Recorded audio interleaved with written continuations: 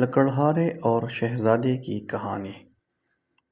برسوں پہلے کی بات ہے کہ ایک لکڑہارے کی شہزادے سے دوستی ہو گئی۔ ہوا یوں کہ شہزادہ شکار کے لیے جنگل میں گیا کہ اچانک سامنے سے شیر آ گیا۔ اس کی دھاڑ سے گھوڑا بتک گیا، جس کی وجہ سے شہزادہ توازن برقرار نہ رکھ سکا اور گر گیا۔ شیر کو بالکل سامنے دیکھتے ہوئے شہزادے نے فوراً تلوار نکالی اور مقابلے کے لیے تیار ہو گیا۔ شیر اس کی جانب لپکا، شہزادے نے تلوار گھمائی جو شیر کی پسلیوں میں لگی۔ اب زخمی شیر اور بھی خطرناک ہو گیا تھا۔ اس نے شہزادے پر چھلانگ لگائی تو شہزادے کے ہاتھ سے تلوار گر پڑی۔ شیر نے شہزادے کو زخمی کر دیا۔ شہزادے نے خوب مقابلہ کیا، مگر بھپرے درندے سے مقابلہ آسان نہ تھا۔ آخر کار شیر نے اسے گرا دیا۔ قریب تھا کہ شہزادے کی گردن دبوچ تھا۔ اچانک شیر دھاڑ کر پیچھے کو مڑا۔ کسی نے اس کی کمر میں بڑی زور سے کلہاڑا مارا تھا۔ شیر دھاڑ کر جنگل کی طرف بھاگ نکلا۔ شہزادے نے دیکھا کہ ایک خوبصورت نوجوان نے فوراً شہزادے کو اٹھایا، ایک محفوظ جگہ پر لے جا کر اس کی مرہم پٹی کی۔ کچھ دیر بعد شہزادے کے محافظ اسے ڈھونڈتے ہوئے پہنچ گئے۔ انہوں نے شہزادے کو دوسرے گھوڑے پر بٹھایا اور محل کی طرف روانہ ہو گئے۔ یوں لکڑہارے کی شہزادے سے دوستی ہو گئی اور اس کی تیمارداری کے لیے محل آنے لگا تھا۔ شہزادہ اسے پسند کرنے لگا تھا کیونکہ وہ ذہین، عقل مند اور بہادر تھا، لیکن بادشاہ کو اس کی دوستی ایک آنک نہ بھاتی تھی۔ اس نے شہزادے کو حکم دیا کہ اس سے دوستی ختم کر دے۔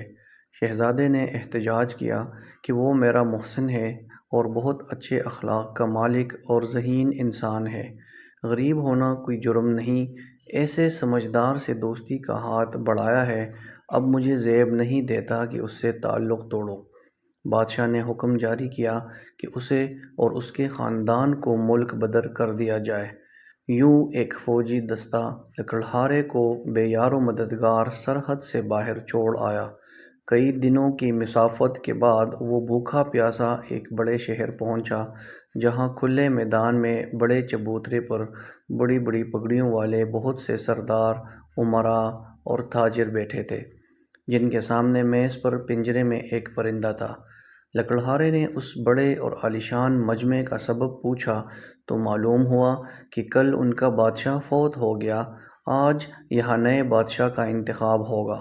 کچھ لمحوں میں چبوترے پر رکھا پنجرہ کھولا جائے گا، اس میں بیٹھا پرندہ جس کے کندھے پر بیٹھے گا وہی ہمارا بادشاہ ہوگا۔ لکڑہارا ارسلان یہ دلچسپ منظر دیکھنے لگا۔ قسمت کی خوبی، جب پنجرہ کھولا گیا تو پرندہ اڑ کر ارسلان کے کندھے پر آ بیٹھا۔ لوگوں نے تالیاں بجائیں اور اپنے نئے بادشاہ کو محل لے آئے، اور رسومات کی ادائیگی کے بعد بادشاہت کا تاج ارسلان کے سر پر سجا دیا گیا۔ یوں محنت و مشقت کرنے والا نیک دل اور بہادر لکڑہارا بادشاہ بن گیا۔ چند روز آرام و سکون سے حالات کا جائزہ لینے کے بعد اس نے مملکت کے معاملات دیکھنے شروع کیے تو معلوم ہوا کہ ملک میں لاقانونیت، لوٹ مار، غنڈہ گردی، چوری چکاری عام ہے۔ بے تحاشا کرپشن اور رشوت ستانی کا بازار گرم ہے۔ بااثر ظالموں سے کسی کی جان و مال محفوظ نہیں۔ بادشاہ کے دربار میں روزانہ درخواستیں دیتے ہیں، مگر راشی داروغہ بادشاہ تک نہیں پہنچنے دیتا۔ رشوت کے بغیر کوئی کام نہیں ہوتا۔ اس نے اعلان کروایا کہ آج کے بعد کوئی رشوت نہیں لے گا، اگر معلوم ہو گیا تو اس کی سزا پھانسی ہوگی۔ ہر طرف سناٹا چھا گیا، مگر لوگ کب باز آنے والے تھے۔ انہوں نے رشوت لینی نہ چھوڑی۔ جس کا پتہ چلتا اسے پھانسی چڑھا دیا جاتا۔ کچھ ہی دنوں میں رشوت لینے اور دینے والوں میں نمایاں کمی دیکھنے میں آئی۔ رشوت کے خاتمے کے ساتھ ہی غنڈہ گردی اور لاقانونیت کا بھی خاتمہ ہو گیا۔ ہر شخص اپنے فرائض اور دوسروں کے حقوق کا خیال کرنے لگا۔ یوں ملک میں اصلاح احوال کی صورت بنی اور تعمیر و ترقی کا نیا دور شروع ہو گیا۔ ریاست کی تعمیر و ترقی کی شہرت چاروں طرف پھیلی تو ارسلان کو ملک بدر کرنے والے بادشاہ نے اس سے ملنے کی خواہش کا اظہار کیا۔ ارسلان نے اپنا ولی عہد لانے کی شرط رکھی۔ بادشاہ اپنے ولی عہد یعنی شہزادے کو لے کر بادشاہ کے دربار میں پہنچا تو اپنے دوست کو دیکھ کر حیران رہ گیا۔ ادھر بادشاہ بھی اسے دیکھ کر پریشان ہو گیا۔ ارسلان کا حسن سلوک دیکھ کر اسے شرمندگی ہو رہی تھی، مگر ارسلان نے کہا کہ بے شک آدمی کی حیثیت و اختیار کا مالک و خالق وہی ہے جو دن رات کو آپس میں تبدیل کرنے کی طاقت رکھتا ہے۔ مجھے آپ سے کوئی شکوہ نہیں، اگر مجھے ملک بدر نہ کرتے تو آج بھی لکڑیاں بیچ کر گزارا کر رہا ہوتا، لیکن اللہ تعالیٰ بہترین کارساز ہے۔